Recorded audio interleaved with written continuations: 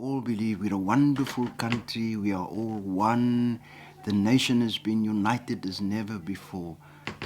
That myth is being strengthened, reinforced, propagated by this whole notion of sport in this country. So sport is certainly being put to use to delude the masses into thinking that things are okay, life will be all right. And yet, unemployment is rising, education is in a mess, health is in a mess, and local service delivery is in a mess. But we've got sport, and that makes us one wonderful nation. We are world conquerors, etc., etc.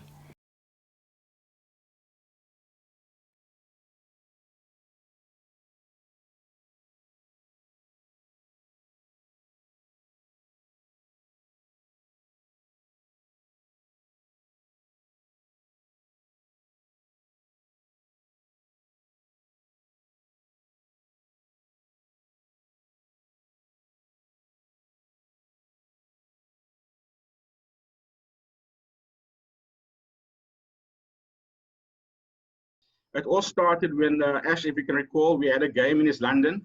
Mark came to see you actually during one morning before a game, and basically approached you on what he was busy doing at the time. I think it was injury time and the likes. And I just by chance was sitting in that breakfast, and you just included me in that conversation. So that's how I first met Mark, which was kind of ironic how it all goes full circle right now. And then finally, I mean, everything went into a little nothingness in a way from there. But in 2012, I felt a little bit disillusioned in terms of cricket spaces, being under somewhat suppression within my job spaces at the Warriors at the time as a manager, as well as an analyst. I therefore approached Mr. Zinn at Canrad in terms of just some backdrop of history that I needed to sort of delve into. That's where I was actually given a DVD disc of In Time. If you can recall there, Mr. Zinn, I came to your offices. And that actually sparked my education in these lines. And as a result, I've been sitting these since 2012. And I had to find a way to introduce it slowly into our awareness as a result of that. That's just the backdrop. So again, it's ironic that we have these guys all sitting with us today, which is awesome.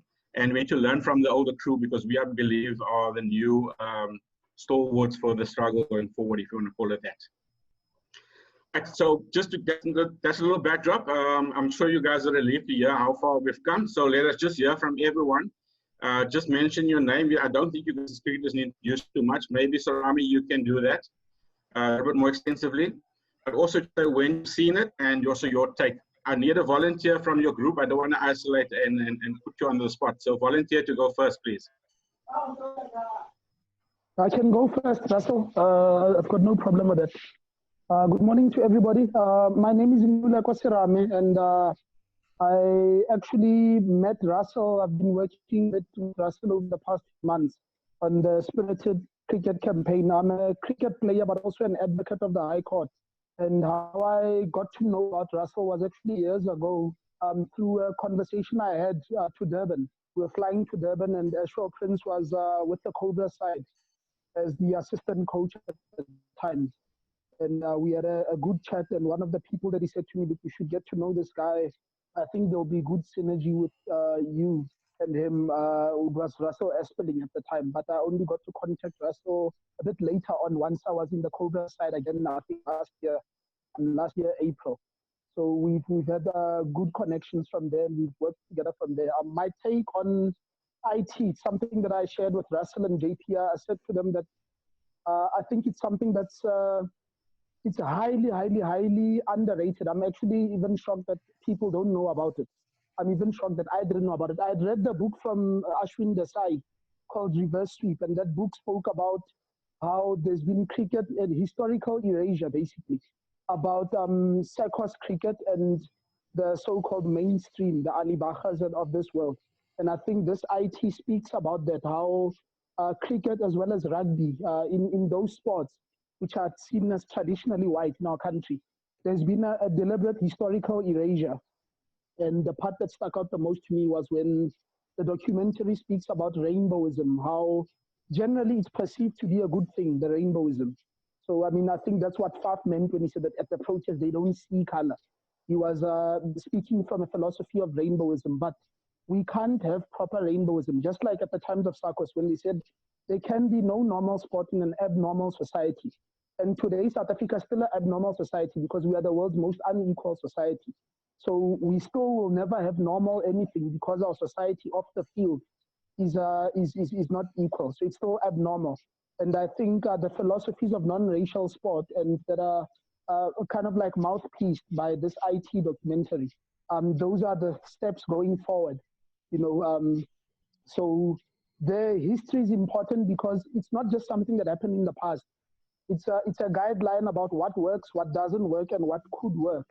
So that's the importance of history. But what I've learned is in South Africa, I mean, you've listened over the news, a legend like Makaya, people like Eshel have spoken out about certain experiences they've had.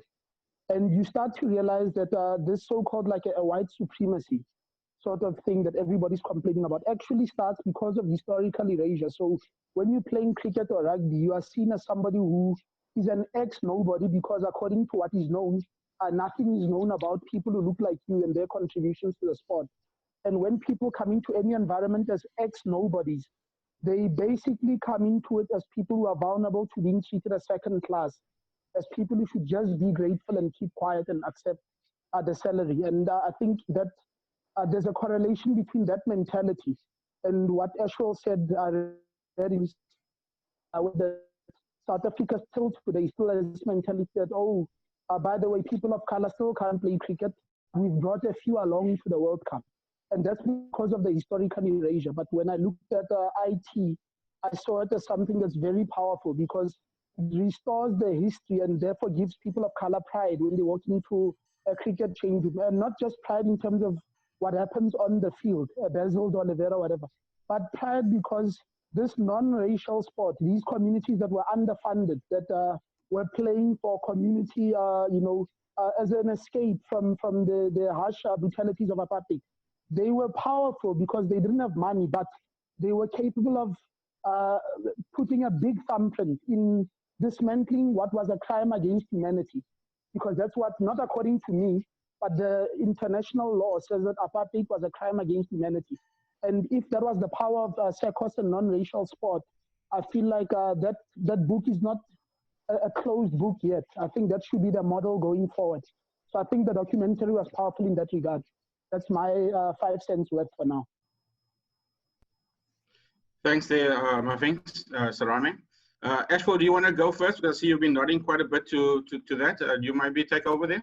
Yeah, thanks, Russell. And again, good morning to everyone. Look, I mean, it was quite comprehensive there from Mafinki. Not a lot to add to that. I agree 100% with all of that. Yeah, look, I mean, when you refer to the conversation or the meeting with Mark, I mean, I could hardly remember. I'm going to be honest. Watching the videos or the documentary kind of reminded me of all that stuff. I must admit, guys, I'm going to be brutally honest with you. As a player within the system, I can't remember a lot because most of the time I just had my head down to make sure that I keep my focus, that I can come out of it at the end of it with something that represents a successful career. And at the end of it, I'll be able to tell a story. And so for a large part of all of that time, it's been, everything around me has been blocked off. Keep your head down, do your job, represent the people, the communities where you come from, the past that has been, like Mafinki so beautifully described there, it's blatantly just been ignored and not respected or given the credit that it deserves. And so, like I explained in the video with Pommy, when I entered into this world of white cricket, if you like, it was 100% a fact of kind of carrying the burden of all those who had gone before us without any recognition whatsoever. You must remember, at the time of unity, none of our players got any respect. None of our coaches got any respect. Some of our administrators got positions. So anything and everything that we did from a playing point of view was kind of overlooked as not good enough, or, you know, without even, I speak to Faik and Hussein Manak and these type of guys about that initial period and whether they even had trials before they went to India. There was no trials to see if anybody from our side could play in those matches, could be part of the playing squad, as opposed to just come Sam, we'll teach you, we'll show you what real cricket is about. There was no trials. There was no recognition for the skill level that we had. So it was just like, white is right, white is the best. We'll take you guys and we'll school you along the way. And so I had kind of experienced that firsthand in my own house, like I said to Pommy, with my brother, who was, I was just thinking about it now before we joined this thing. He kind of missed out on both sides because he was on the brink of breaking into EP, colored EP in those days on the Sakos side. Didn't really get to do it because that was that whole time where we, the unity came in. So he was too young to break into EP. He was kind of in one or two squads. And then in the transition period, they just all got lost. They got lost in the system, never given opportunities. And so I had approached then this new age or whatever after unity, and embarking on a journey to prove one thing and one thing only. Keep your head down, do your job properly, show what our people can do. That's what it's been for 25 years. And to be brutally honest,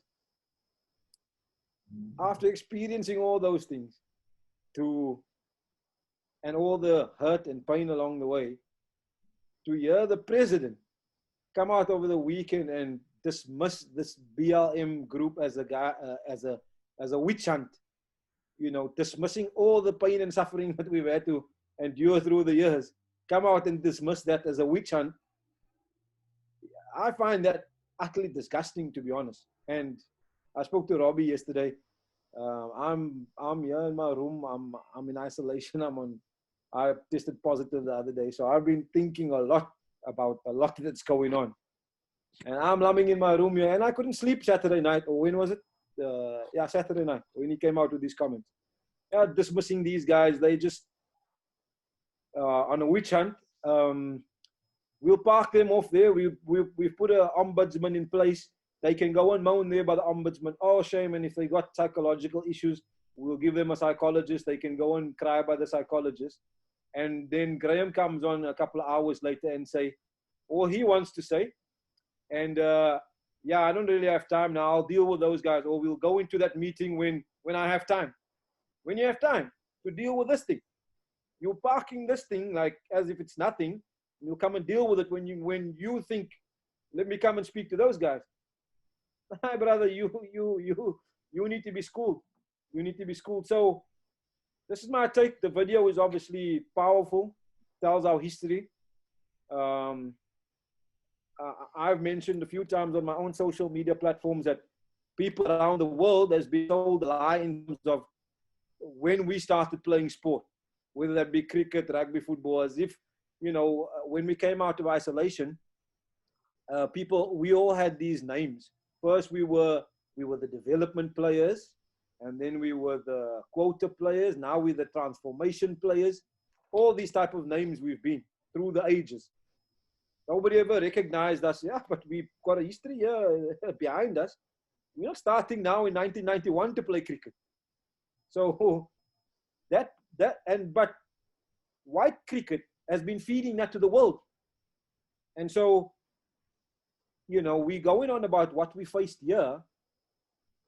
I played international cricket and been abused from opposition about being a player of color or quota player in international matches. Now you tell me, where did these guys get this perception that we are only here because of the color? Where do the overseas teams get this perception from? You know what I'm saying? And that's been created by our own people who interacts with these guys or want to send out a message to the rest of the world. And for me, you know, this is a simple thing. What is it about? What is apartheid about? Apartheid is about power. And if you have that power, you manipulate opportunity. So the whole thing is about opportunity. That's what everything is about. But how can you control opportunity? You control opportunity and who you provide it for and who it goes to by having the power. And so this is what they've done. They've had the power, they've controlled all the opportunity, and 100% of opportunity under the apartheid rule has gone to 100% of white people. And that's what this whole thing is about. That's my summary of what is going on. Thanks, Ash. Robbie, you're going to go up next there. We're going to obviously have a back and forth conversation of the points that everyone has raised. Just want everyone just to have something to say before we get into that open discussion. Robbie, you can go next. Thanks. Yeah, I think thanks, Mark and Mr. Zinn, whoever put that documentary out there. It was really quality and actually reminded me how organized people were back in the day. And, you know, it's going into coaching now and being back in PE and going back to Galvindale and all these areas that, you know, the track was very prevalent in those videos. It really reminded me what quality we had in the sporting space back then, and still do, in my opinion. Yeah, I think a lot resonated there with Saram's and what Ashwell had to say. I think a lot of it has got to do with the history being, you know, sort of wiped out in many ways, you know, and we're trying to just revive it a little bit and show people that, listen, yeah, we didn't just come play this game the other day, you know. We've got a long lineage and history of quality that we come from as people. So that kind of inspired me a little bit to sort of, you know, speak to this group. I know Russell and I have had conversations on this for a few years, actually. And to see that, you know, things coming to light now has really made me a little bit proud to say I was part of something like that back then. So, yeah, thanks for sharing that in that documentary. I think Ashwell hit the nail on the head there with a few things. I think I certainly was reminded a lot of my career going out to, especially bat when you're isolated and being told you're a quota player by the opposition, you know, and you start realizing what a big role media played in all of this. If you cast your map down to the game, JP and I played quarterfinal, New Zealand World Cup 2011. Going out and if you remember, you know, there was a lot of heat. It was heated in that game. And I remember 5 or 6 of the Kiwis telling me I'm a quota player coming out to bat and who should be in this team ahead of me, even naming names up to that level. Now you ask yourself, where does that come from? You know, it can only come either within your dressing room or in the media conversations that are happening in press conferences, you know, and things just spill out to the rest. So I definitely experienced a lot of that. I think, I mean, we go back to, I just want to go back to, you know, what in history. I mean, it's talking about Faik Davids. I mean, Jonty Rhodes, when I made the 2003 World Cup team, he blatantly said he averaged 21 to me that when he got picked. I know he's made some other, you know, announcement saying he had privilege and whatever being picked. But he, you know, he could say that I averaged 21 when I got picked and, you know, I got an opportunity. And I thought to myself, like now, there were guys on that trip like Faik Davids, I mean, who would have been superstars in the world game, you know, not only, let alone in South Africa, on the global stage, you know. And why did that happen? You know, and much like Ashwell, you stick your head in your sand, you get on with the game because you actually want to prove them wrong all the time, which shouldn't be the case. You should go there and physically just express your talent. You know, I found the majority of my career I spent trying to prove people wrong. You know, and occasionally I'd get deflated a lot of the time. But, you know, as people of South Africa, we're resilient and we keep going. You know, and watching the documentary made me say, no, you know, it's enough now sticking your head in the sand. You know, Ash is a coach. I'm a coach on the circuit. And I'm making it my duty to try and teach our young men in that dressing room that, listen here, if you work hard, if you show if you show the skills and you got the whole team ethos in your head and in your heart, you will go far in this team. You know, regardless of your skin color. Yes, policies, as Ash was saying, are dividing dressing rooms, but that is the message I'm trying to spread, and hopefully we start chipping away at those policies as we go along. But yeah, it's been an interesting journey the last month or so. Black Lives Matter, and even the whole, I mean, rugby featured prominently in that documentary. And you think about what happened with Francois Pienaar this morning on his WhatsApp group being leaked, and you think that whole movie Invictus, you know, what story was trying to be sold to the world there? That we're united, but are we really? Do we really think of each other as equal? You know, and that really did inspire me to try and get involved in something that's it's a little bit more than self. You know, trying to give opportunity to, let's call it, the disenfranchised in our country at the moment. And I think Maf put it beautifully. There's a lot of social injustice, a lot of, you know, things that are unequal. And just driving out of Cape Town made me realize that again. You know, you drive around kilometers of shacks, and literally kilometers away from some of the wealthiest people in the world. And we're just happy for the status quo to continue. And you're wondering at what point are we going to reach that tipping point? Like the French Revolution. History tells you we cannot go on like this. So anyway, that's my bit. I respect everyone on this group, and thanks for the invite. Thank you there, Robbie. JP, do you want to go next? Mr. Zinn, I noted your statement there. You're referring to after we all have addressed our little 5 minutes. Yep. All right, JP, you can go next. Yeah, thanks, guys. It is interesting indeed to hear everyone's stories and experiences. And one thing I've realized watching the documentary is that I think this is something that I've certainly shared with Mafinks and Russell, that I lived a lot in a naive sort of mindset in terms of what my experiences were, coupled with, you know, the past experiences. I certainly didn't feel it. So, you know, I've mentioned a few times to Ash in conversation about the healing process, and I've certainly realized, I'm not saying what I was saying was wrong, but I certainly realized there's a lot more to it than just the healing process. It is truly understanding what that process is and what certain people have gone through. For me to have the opportunities that I've had over my 15-year career or 19-year career professionally. And the thing that the phrase that really stood out for me in this documentary was oppressed people have been betrayed. And, you know, just seeing the visuals about it and how people still live today. I mean, you know about it, you see it on a day-to-day basis, but I think the documentary really brought it alive for me in understanding what privileges I have had in my life, in my career. And, you know, there are many people that sacrificed, including yourselves probably, for me to have that opportunity. So I'm certainly grateful for it. And this process now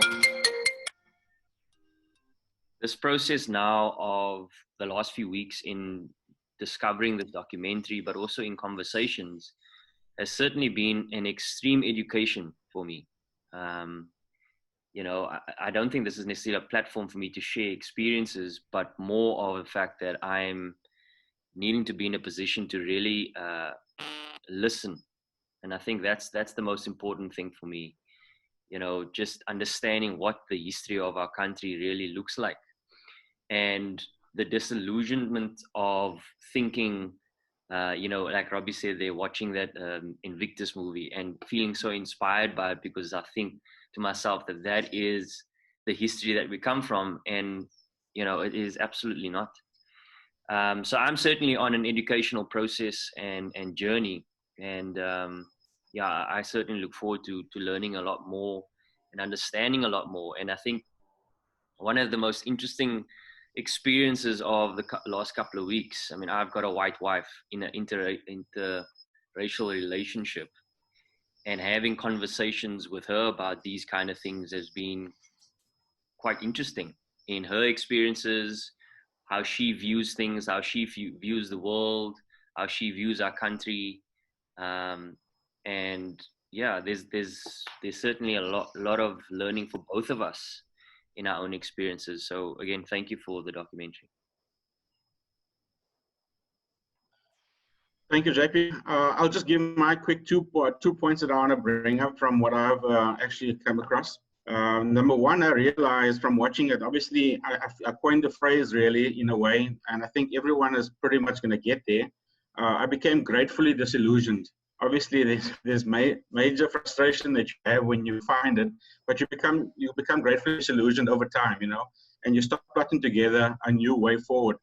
The biggest thing that stood out for me on reflection, obviously it took me a while to watch it a few times and to get to the core deception really. Two things. Number one was the sense of ownership that certain crew or certain sector of people were actually thinking of the game as their own, as an ownership model. And that stood out for me, and that needs to be addressed in a way as the first point of call. Second thing was the sense of the sellout concept. So with the advent of professionalism, our structures, our history of before, which was well established in social sectors, that sellout dynamic for me is the core, call it evil at play, the core ill to everything. So if you look at the deeper level at what the sellout does, is the sellout says, I want to advantage myself at the expense of another. There's more to gain by taking for myself a prime position of status or reward, and I'm willing to take that at the expense, as JP might have mentioned, of the oppressed, to betrayed some of the oppressed as well. So that concept for me is systemic in our current professional sport. Yet we've been sold a lie of like rainbowism, as was earlier mentioned. So ultimately, what I discovered from my journey personally, that inside a structure like that, when I was there at the Warriors for 6 years, I actually almost became the product of the system, which was that I was willing to cash in for myself. This was self-reflection on a salary that I wasn't doing justice to the job itself. And at that point in time, I resigned in 2012, knowing that I was underemployed in a role that did not necessarily suit me. So if I maintained my position there, it was purely just to gain, even though there's a sense of dignity to look after your family and the welfare of your career and so forth. But there were many attempts in my own pursuits trying to, you know, position myself differently within the organization so that I can add better value to it. But obviously, there, like I alluded to earlier, there were a lot of suppressive ways and even overtly trying to push me out of the system at that time. So what I then decided rather riskily to do was to leave the system entirely, because I felt, as Mark so eloquently recently made a point of, that inside the beast you become part of it. And I think we are all becoming disillusioned by the fact that if we continue in the same vein, it's not going to help us on a personal level, but also systemically and structurally. So those are the two aspects for me that I learned the most from IT. And these are obviously over a long time reflection. And what I'm attempting to change, because if you don't address the economic side of it, which is ultimately the hardcore of it, the sellout concept, and I don't think resolution is going to come easily. The biases on the racial lines stem from the control, the sense of ownership, the sense of, like Ashwell alluded to earlier, the power to make decisions for opportunities for oneself. And that is just my take on from what I've received from IT. And I believe that it's important to get that education, that information out in the broader public so that we can restructure our system so that it can be beneficial for more others, more inclusive. And non-racialism is a way to go, which, like Robin said, was just almost needed. It took a sabbatical and it needs to be revived in a way. I'll lean over to our panelists now, our experts, to maybe make comment, and then it's free discussion, guys. To the colleagues here, I think firstly to say huge thanks for for bringing me into the picture. I feel like I am that walking piece of history in a sense. I'm 64 years old now, and was about 26 when I was the publications secretary of SACOS for between 1983 and 86. For me, the issue was that I was a sports person. I ran, 800 meters and 1,500, got to SA level at that stage, and then, with nowhere to go kind of thing, because as you would know that in terms of the sports boycott, um, even though, in fact, in SACOS, we had certain codes that had been accepted into the international arena, like darts, like table tennis, um, and that we could, if we wanted to, send teams to go and play. But we saw that this was not on. We were the sports wing of the liberatory movement, and that was the reason why we would not participate, in world sport, and then agitated to get South Africa out of the Olympics, and then out of all other codes of sport. I personally went on to do a phys ed a degree at Rhodes, and also majored in history. And so those were the subjects that I taught, for about nine years at high school before deciding to study further. Now, during the in brief, to say that there were some really powerful community organizations built under apartheid, as colleagues here have mentioned. There was no money, but there was the community organizing and the mobilization of people, ordinary people, parents, workers, teachers, and with the result that we had structures that were starting to develop all over the country, and to a large extent, the schools, primary schools, high schools, into the tertiary organizations were the nursery of the sports people to get involved in the system.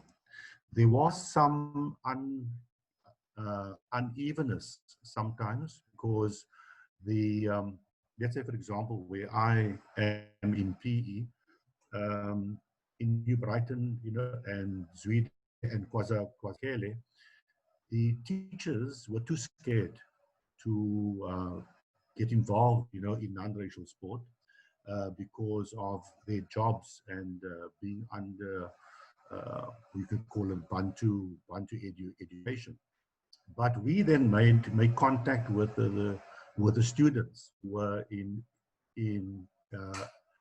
COSAS, and the students came on board, and the students then came into the schools movement via the senior clubs, via the senior organization. I was involved in athletics at the time as the president here, and so they eventually got involved in Eastern Province senior schools and in South African senior schools via the clubs, because we had to be quite flexible in how we did things. But of course, there were other codes where it was very easy to break down barriers, like in the cricket in this part of the world, and in rugby, in soccer, athletics, in tennis, etc. SACOS had at one point, there were probably about 25 different national codes of sport that were part of SACOS. And then, of course, you had a situation where, essentially, as Mark explains, that the negotiated settlement starts. Talk start in about 1986. You know, in Dakar, it starts while people are in jail under the state of emergency, 1985, 1986. And the talks continue, and there's some agreement around a resolution. And it's clear, of course, that sport is going to be sacrificed on this altar of negotiation. I myself go to to Lusaka in early 1990. This is after Mandela is released in February, and I'm a delegate. I'm the vice, sort of deputy, president of the SA Athletics in the country. And it becomes very clear with Steve, Steve Chwete and Samba Ramsamy, that a deal has been made already. This means that the people coming out of London, they've been negotiating and they've made a deal that sport is going to have to go this route. And you have then the undue haste that that many of you allude to when it comes to the unity in sport. I also go to the United Nations in 1992 with the then president of SACOS, and we at the UN in discussion with the UN about the sports boycott, and Maleki George is the representative of the ANC at that meeting. I must say that the people there were very surprised at this call by the ANC for the boycott to be lifted in 1992. Or maybe it was 1991. Mark, you may be right. I'm not sure when we either 91 or 1992. But I know it was before the Olympics. The Barcelona Olympics, because that was basically being offered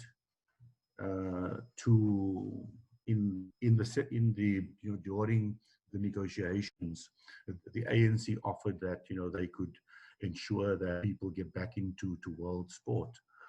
At the UN, people were, as I say, they were surprised, because we never yet had a vote. We never had a vote. We didn't have a proper country yet. We didn't have a flag. We didn't have an anthem. But here, people were talking about going to be a rep for your country, and of course, it was just a farce, because 90% of people who went were so-called white, who went to and then you had what was called a development team who didn't take part, but who just took part in the march past, etc.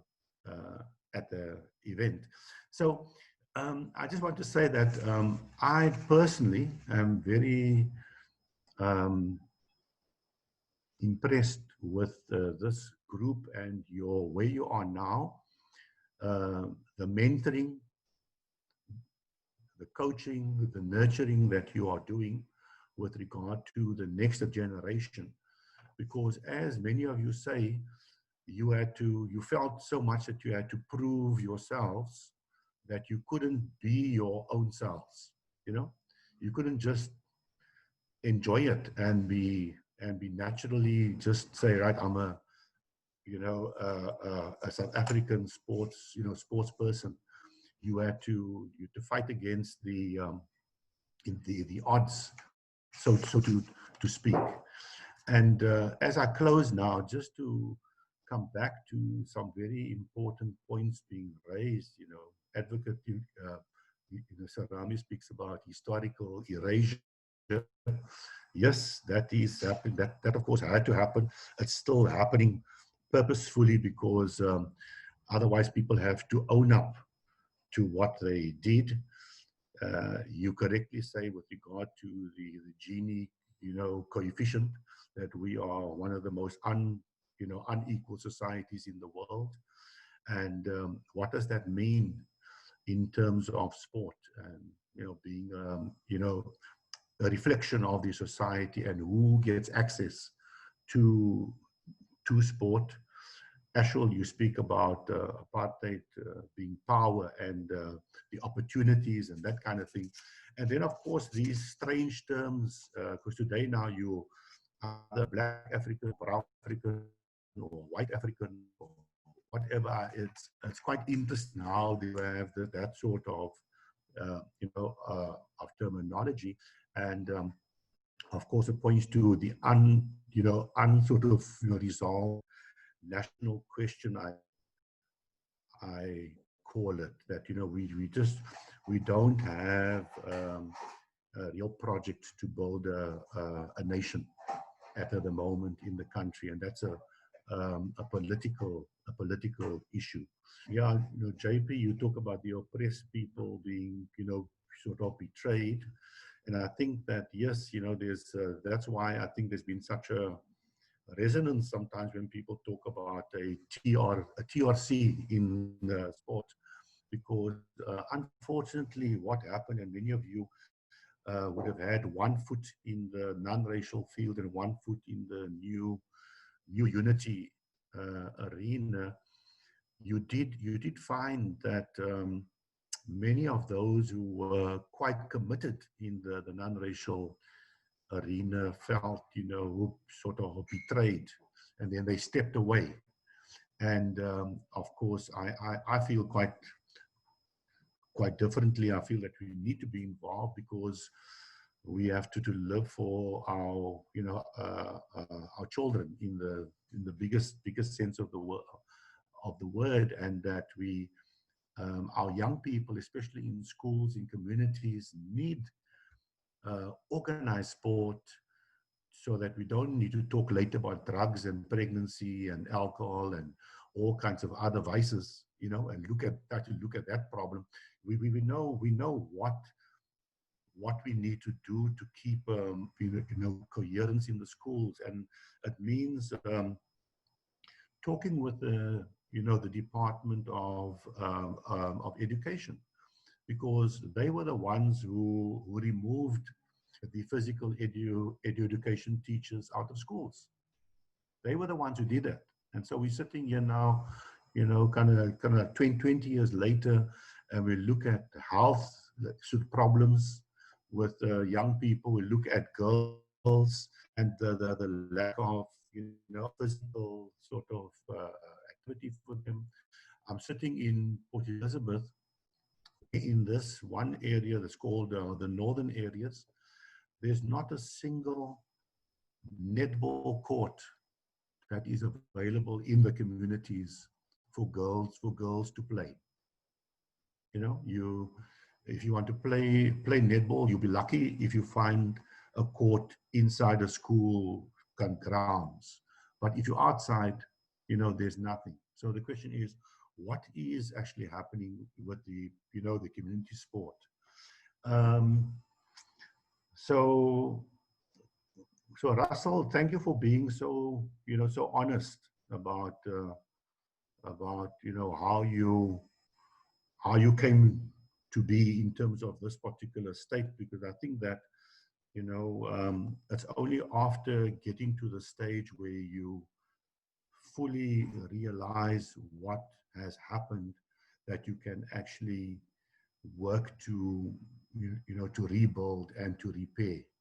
So so thank you very much for being part of this discussion. And as I say, as a person, I'm both a history person. I work at university in the center there, looking at issues of democracy and race.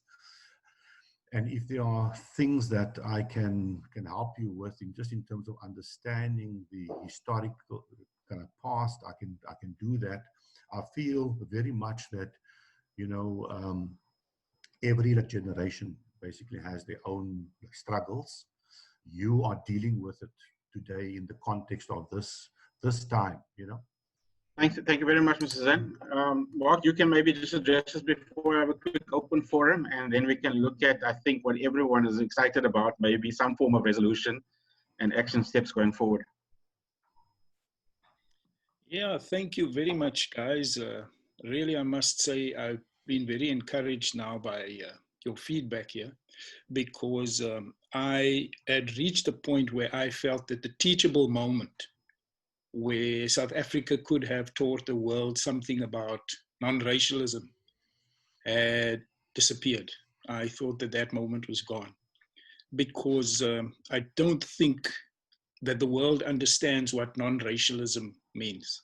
What they are very comfortable with is multiracialism, because Black Lives Matter internationally is centered around a specific group, you know, and I don't know, you know, I'll have to then say something very controversial here now and say that I was very privileged to grow up under apartheid, because it was growing up under apartheid with all the restrictions in our lives that SACOS taught me about freedom of mind. SACOS probably the most profound influence in my life. And it's actually a tragedy that all of that has been swept away. My my efforts to do injury time, like I said, I'm actually even moved listening to your reactions to the video, because what I had been doing was basically trying to record the voices of people regarding sport in various communities. I heard about Alan Zinn long before I ever met him, because I don't know what Alan Zinn did as a young teacher, but we knew in Kimberley that he had been arrested along with a number of other people. I think it was in New Brighton or KwaZulu, and it came up in a Griqualand West Rugby Union meeting where I was a delegate. When I listened to Ashwell Prince's interview a few days ago, where he got quite emotional speaking about his brother, then another name popped into my head, and that of the name of Quirty Clark. And I remember my dad speaking about Quirty Clark as a phenomenal batsman. And it was many years later when Mr. Hammy Peterson told me that Quirty Clark was actually Ashwell's grandfather. And he used to bat on a matting wicket without any gloves. So he would come off the field and soak his bloodied knuckles in a bucket of ice water before he goes to bat again. So these are the stories that excited me, because one of the misconceptions about the sporting transition was it assumed that only elite sports people enjoyed sport and that communities did not enjoy sport. And that is a fallacy. Our communities were very vibrant. And from a non-racial standpoint, there was never ever any question about all lives mattering. It's just that within the sporting context of South Africa, Black lives matter in a specific context. Somebody mentioned Invictus. Now, I did an analysis of Invictus when I was studying at Free State University. If you watch Invictus, the first thing you hear is that film opens, and I tell you, go to YouTube and watch the opening scene of Invictus. It's on there somewhere. The first thing you hear, black screen, you hear the strains of Shosholoza in the background. And as that happens, you see the scenes unfolding, and you see this young group of white guys playing rugby, because that is their game. And the camera pans across the road to a group of scruffy youngsters playing soccer, because that is their game. Soccer is the black man's game. Rugby is the white man's game. And it's a very, very visual statement being made by the filmmakers here. And I went to go do research to see who wrote the script. Was that now Clint Eastwood as director? Was that his decision? But no, the script was actually written by a South African guy, ex-Durbanite. So in his imagination, That is actually, he actually saw a scene like that in South Africa somewhere, where you had an exclusive, call it a white school, directly opposite a squatter camp. I mean, that type of scene doesn't exist. Nowhere. But in the context of Black Lives Matter in a very specific way in projecting the benevolence of the system. Look at your Hambanati commercial that the Proteas were involved in a few years back, where they start to sing Hambanati in the change room. And it goes through all the sporting codes, soccer, rugby, and eventually the entire nation is singing behind them. I don't know if you guys remember that commercial. If you look at that commercial and you look at a film that was made in 1974 called Cabaret, which was about the rise of Nazi Germany in the 1930s. There's a scene in that movie that depicts exactly that same scene. One guy stands up and he starts to sing a Nazi song. And one by one, the people in the beer garden start to stand up, singing along with him. And it's only as they start to stand up that the camera pans down and you see the swastika on his shoulder. So the media plays a powerful role in depicting Black worthiness and Black value as a product of the system that is so benevolent towards them.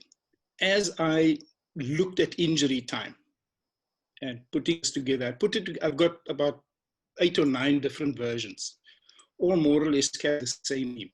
And I prepared them for various academic, let's say academic discussions.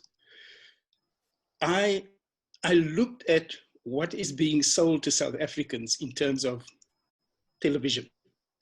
Now, if you're watching a program you don't like, you can change the channel.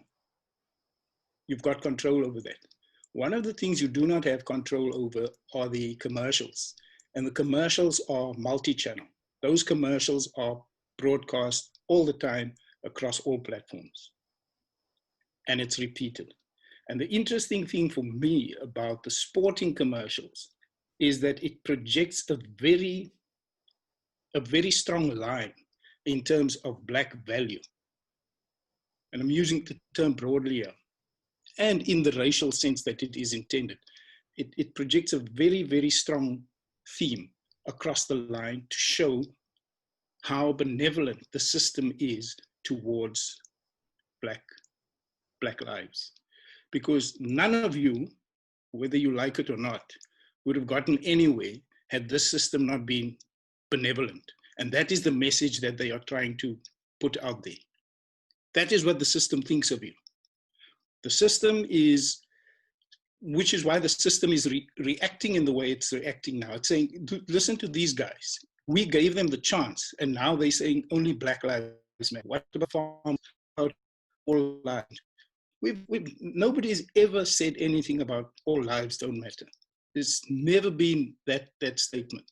This is now the counter to the system, because I made a couple of notes here. Racism is important, especially in sport, because it allows for the system to display its benevolence and the way it is used. I remember one of the things you spoke about here is the Africanization of the Transformation Project. I remember when Themba Bavuma scored his century. I'm actually talking about, and I'm happy to share it with you guys. What Themba Bavuma's century did was it de-Africanized so many other guys that came before him, because he was actually described in, I think it was the Independent in the UK and a newspaper in Australia as the first ethnic Black African South African to score a test century. Which is, isn't it remarkable?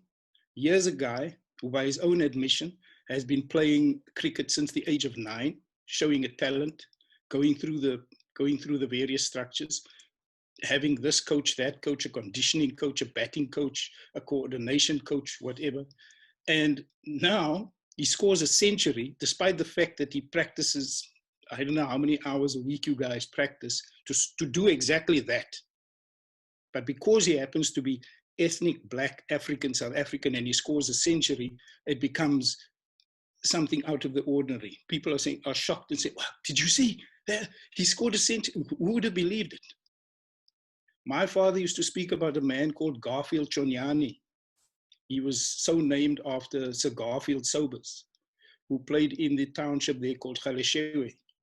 And my father said that he wonders what this guy would do against Alan Donald and all these, what was the guy's name? Finagafani and these guys. He said, because that guy was impossible to get out. He just had an uncanny eye and the ability to even whack with one hand, because he was a big, strong guy. And those are the narratives that are just lost, you know. So I'm very, very encouraged. I think that covers about everything. Everything the media. One of the things that is important to remember is that the transition to democracy through sport was very important, because the lure of international sport was specific to a certain sector of the community, because our communities did not have that option. We never had that option of playing international sport, you know. So, and when we enjoyed sport within our communities, and yet it was very, very crippling to society in general that those very communities were sacrificed in order to liberate the elite sporting systems. And as Alan said here, the destruction was whole and complete. It was total destruction, because Dr. What was his name? The Minister of Education at the time, Bengu, Dr. Sibusiso Bengu. Those were the guys who closed down the teachers' training colleges. I got married with 8 stitches in my head, playing in a Satisa tournament rugby at Dower College. First match, we played the opening match against Dower College. And I think I played 12 minutes when some guy by the name of Peter Smith mistook my head for a ball and almost kicked my head off. But the Satisa tournaments are wiped off the face of South African history. And if we have chaps like you here who are prepared to become advocates for, let's say, exposing what has happened, then I think we have a moment where we can start to teach South Africa and the world about what has happened.